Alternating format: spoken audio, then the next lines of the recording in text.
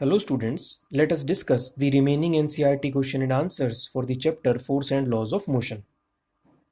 So our question is, a stone of 1 kilogram is thrown with a velocity of 20 meter per second across the frozen surface of a lake and comes to rest after traveling a distance of 50 meters.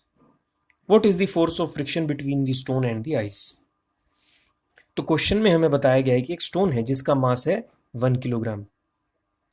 इस stone को 20 metre पर second की speed से throw किया जाता है, फेंका जाता है एक frozen surface of the lake पर। एक लेक है, उसका सरफेस जो है वो फ्रीज ठंड की वजह से क्या हो चुका है, जम चुका है। तो इस सरफेस के ऊपर इस पत्थर को फेंका जाता है।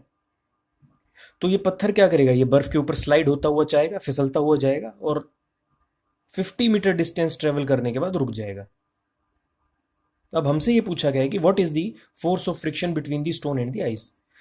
तो जो स्टोन है और आइस है, इनके बीच में फोर्स ऑफ फ्रिक्शन कितना बनेगा, कितना होगा, ये हमको बताना है। So initial velocity u is 20 meter per second, it is given to us. Final velocity v is 0 because ultimately the stone will come to rest. Slide करने के बाद 50 मीटर डिस्टेंस ट्रेवल करने के बाद आखिर में ये रुकेगा ही। सो v is going to be 0. Acceleration we have to measure. Distance 50 meter is given to us. So we will use the equation of motion v square is equal to u square plus 2s. All the values are given to us except a.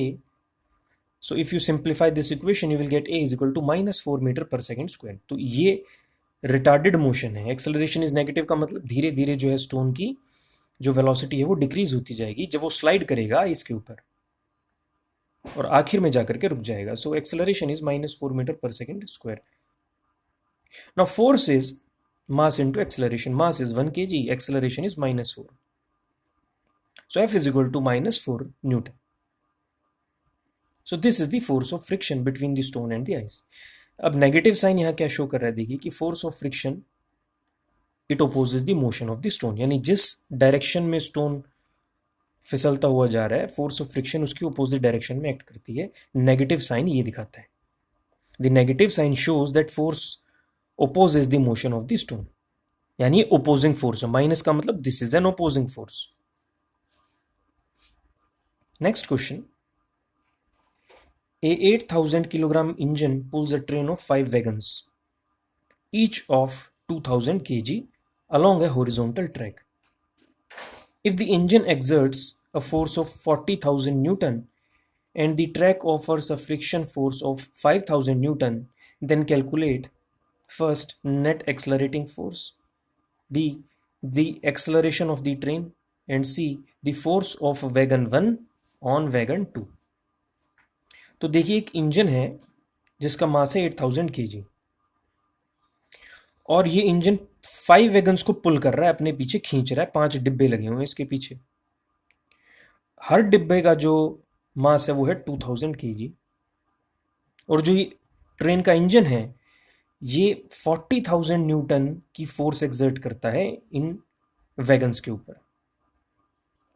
अब क्योंकि जो train है आप जानते हैं track पर चलती है, तो ट्रैक और ट्रेन के टायर्स के बीच में भी एक फोर्स ऑफ फ्रिक्शन है जो कि है 5,000 न्यूटन। तो ये ओपोजिंग फोर्स होती है स्टूडेंट्स, यानी ये जो फोर्स है ये हमारे मोशन को ओपोज कर रही है क्योंकि ये फ्रिक्शनल फोर्स है। तो आपसे पूछा जाए कि बताएं नेट फोर्स कितनी लगी, what is the net accelerating force. So 40,000 minus 5,000, 40,000 suppose कीजिए इस डायरेक्शन में एक्ट कर रही है तो 5,000 न्यूटन अपोजिट डायरेक्शन में एक्ट करेगी। So net force is going to be 35,000 newton. So this is the net accelerating force.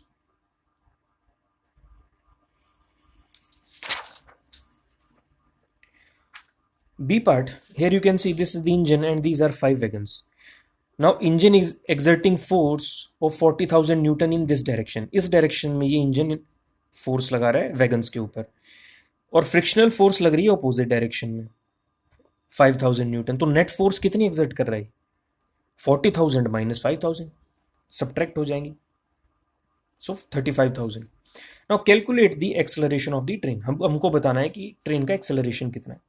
You know the formula for force, which is equal to mass of the train into acceleration. अब कितना मास पुल कर रहा है ये engine? Mass of 5 wagons, mass of each wagon is 2000 kg। देखिए engine जो है ये 5 वैगन्स को पुल कर रहा है, तो मास कितना हुआ टोटल? 5 इंटू 2000, सो 10,000। फोर्स कितनी एक्ट कर रहा है ये, कितनी फोर्स लगा रहा है इन वैगन्स के ऊपर? 35,000 अभी कैलकुलेट किया था। Net accelerating force is 35,000 Newton's. A we have to measure. So A is equal to 35,000 upon 10,000 which is equal to 3.5 metre पर सेकंड स्क्वायर। तो इतनी एक्सेलरेशन होगी ट्रेन की। C part, calculate the force of wagon 1 on wagon 2, यानी wagon 1 wagon 2 के ऊपर कितनी force लगाएगा। अब देखिए वैगन 1 कितने, वैगन 1 के पीछे 4 और वैगन्स जुड़े हुए हैं, तो ये वैगन 4 वैगन्स का मास पुल कर रहा है अपने पीछे। तो कितनी फोर्स एक्सर्ट करेगा वैगन 1 वैगन 2 पे? मास ऑफ 4 वैगन, चारों वैगन का मास मल्टीप्लाइड बाय में the acceleration of the train. Accelerate तो सभी एक साथ कर रहे हैं, किस रेट से? 3.5 मीटर पर second square.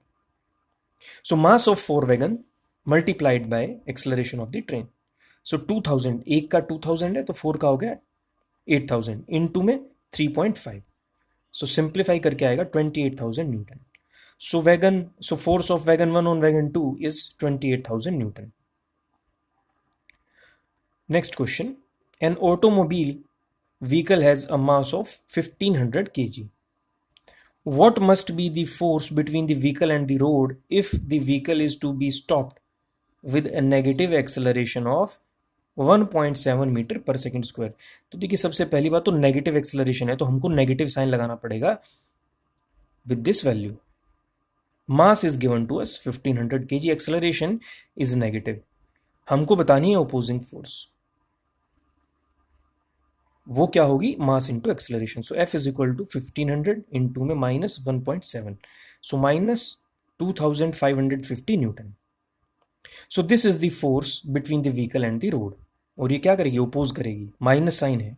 So negative sign shows that the force acts in the direction opposite to the direction of motion, यानी जिस डायरेक्शन में हमारा व्हीकल जा रहा है ये फोर्स उसकी अपोजिट डायरेक्शन में एक्ट करेगी, तभी यहां पर नेगेटिव साइन है। What is the momentum of an object of mass m moving with velocity v? So as you all know, it is simple formula mv. Next question, using a horizontal force of 200 Newton, we intend to move a wooden cabinet across a floor at constant velocity. What is the frictional force that will be exerted on the cabinet? तो एक horizontal force लगा रहे हैं 200 Newton की, किस लिए? एक wooden box को मूव करने के लिए फ्लोर पर विद द कांस्टेंट वेलोसिटी। एक फ्लोर के ऊपर एक वुडन बॉक्स रखा हुआ है, उसके ऊपर हम लोग हॉरिजॉन्टल फोर्स लगा रहे हैं 200 न्यूटन की, ताकि ये जो बॉक्स है कांस्टेंट वेलोसिटी से मूव करे। हमसे पूछा गया what is the frictional force that will be exerted on the cabinet, यानी कि जो कैबिनेट है उसके ऊपर कितना फ्रिक्शनल फोर्स एक्ट होगा। So since the wooden cabinet is to be moved at constant velocity, एक ही वेलोसिटी से मूव करना है, this means that the whole force of 200 newton will be use to overcome the force of friction, यानी जितनी force है वो सारी की सारी जो है वो काम आएगी इस बॉक्स को मूव करने के लिए और फ्रिक्शनल फोर्स को ओवरकम करने के लिए। Thus the force of friction exerted on the cabinet is equal to the applied force. तो यानी जितनी फोर्स हम लोग अप्लाई कर रहे हैं उतनी ही हमारी फ्रिक्शनल फोर्स होगी, लेकिन ऑपोजिट डायरेक्शन में। So rest of the questions will be discussed in the next lecture. Prepare notes for these questions. Thank you.